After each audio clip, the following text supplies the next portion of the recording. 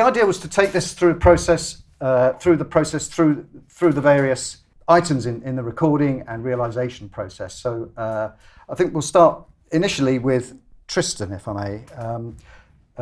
As an orchestrator, copyist, music preparation specialist, I'm sure there were questions that we have about how you work with a composer. What are the requirements you need from a composer? I'm sure it must vary according to the type of composer they are. Yeah, well, there are sort of a range of sort of things that you always need to send across. So one of them is a MIDI file. So basically just like a single export of the MIDI file.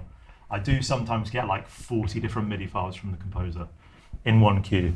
So it's best just to send one single export per cue. Then there'll be like a range of stems, so like 10 to 15 stems.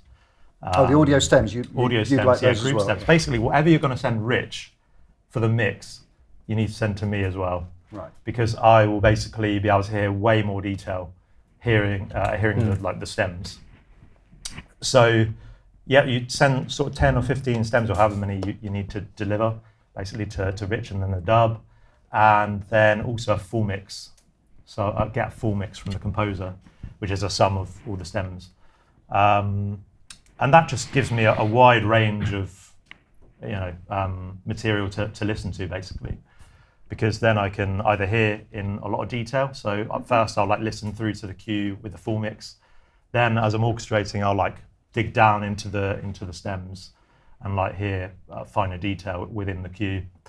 And then basically I'll flick back once everything's in there notating. Then I'll flick back to the full mix, and then I'll just get a bird's eye view of all the dynamics and everything. Do you work in a particular platform then, or are you sort of? So I do all the MIDI cleanup is done in Cubase. So the reason for doing a MIDI cleanup is essentially so that you can quantize the starts and ends, make it look sort of in a reasonable state before you get it into Sibelius. Otherwise, it can basically just be a complete unreadable mess if you don't do that. So that's a really crucial part to do the MIDI cleanup.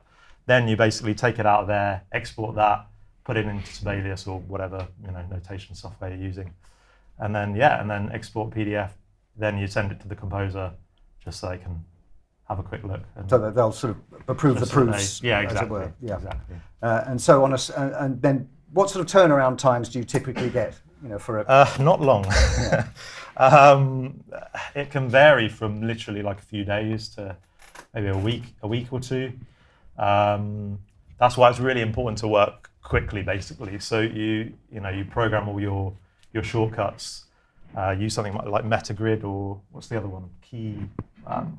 Soundflow, things like that. It's the little like box that you can like press the buttons. Can't remember what it's called. Soundflow box. Stream Deck. That's it. Yeah. So yeah, make sure you're really up to scratch on those, because you're going to need to be super quick, like everybody else in the process. It's all just unbelievably fast turnarounds. Yeah. I think that goes. The more you work in the media sector, and also generally, I find that it's how good can you be quickly. Yeah.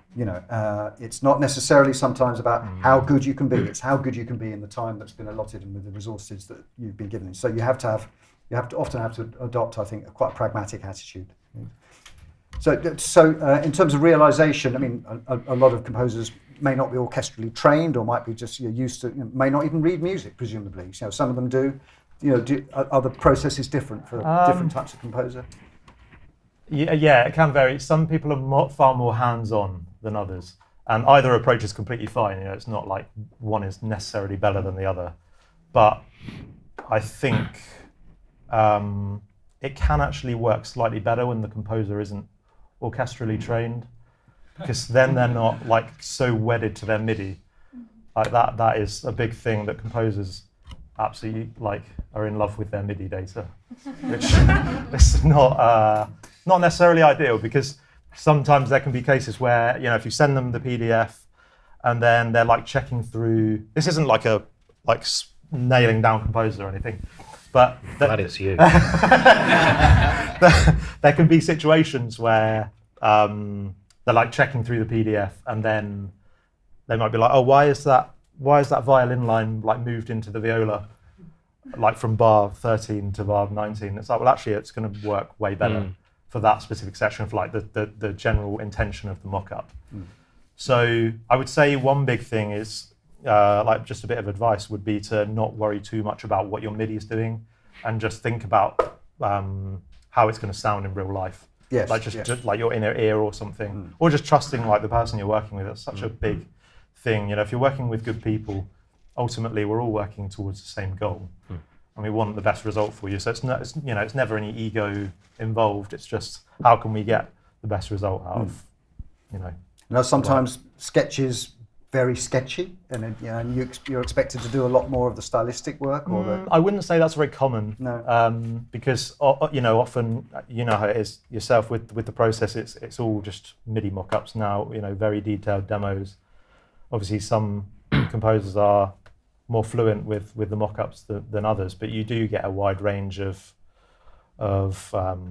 demos out there, and I think it's just really, really important to have a good, solid demo if you can as a composer, because then that provides the intention to the orchestrator far better. and to the production team as well, into the director and producer, because a cue won't get signed off until you've got a convincing MIDI demo. Exactly. No one wants any surprises on the stage. Exactly. So I suppose that's the modern way. The days of John Williams just sort of doing a it's piano playthrough. I have never ever had just like tell a lie. I had that once, but that wasn't because the composer wasn't very good. In fact, he's brilliant, absolutely brilliant composer. It was just like a bit of source music, and he was like, "Can you just translate this into something that was like it was like a little harpsichord thing going on in the background with some strings," and he just laid down little piano line. He's a vertical guy. Yeah, exactly. Yeah. So, yeah, it's not very common. No. It's all laid out. It's just how you translate that basically from MIDI to notation. Trusting your ear, really. Exactly, isn't it? Yes. because what's the effect you're looking for? Yeah, exactly. Because like you said earlier, that the MIDI doesn't really have any correlation to if someone did like a direct MIDI transcription of what you'd written, it wouldn't sound anything like what your intention is. Ironically, it sounds weird. Yeah. But because everything sticks out so much more in real life, like all those inner harmonies, and you could have like, if you notated it direct, like exactly how it had been mocked up, you might have like the top line as like fortissimo, and then all the inner harmony at like mezzo forte, and then like the bass line at mezzo forte or something. But of course, everything should probably be the same dynamic. If in that instance, you wouldn't have like different dynamics for every single string. Yeah, because you're compromising as you go. So it's just translation. Thank you, Tristan. That's very luminous.